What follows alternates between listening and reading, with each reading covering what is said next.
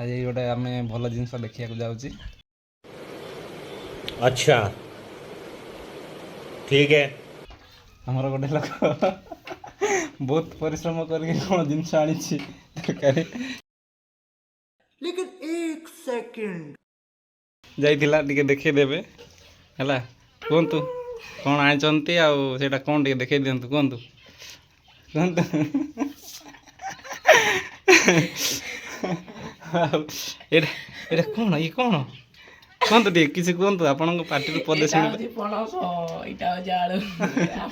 अच्छा हमको सिखा रिया है। क्या बात है सर, क्या बात है सर, क्या बात, ये बात है। କୁଆଡ଼ୁ ଆଣିଛନ୍ତି ଏସବୁ? କୁଆଡ଼ୁ ଆଣିଛନ୍ତି? ଏଇଟା ଆମ ଗଛରୁ ବାହାରିଛି ବା। ତମେ ନିଜେ ଚଢ଼ିଥିଲ? ନାହିଁ, ଆଉ ଆମେ ପଥର ବାରିକି शाबाश बेटा, बहुत बढ़िया। ଇସ୍ ପଥର ମାରିକି ଆଣିଛି ପଣସ। ଏଇ ଟୋକାଟା ଆଉ କରିଛି ତରକାରୀ। ତମେ ନିଜେ କଲ ତରକାରୀ?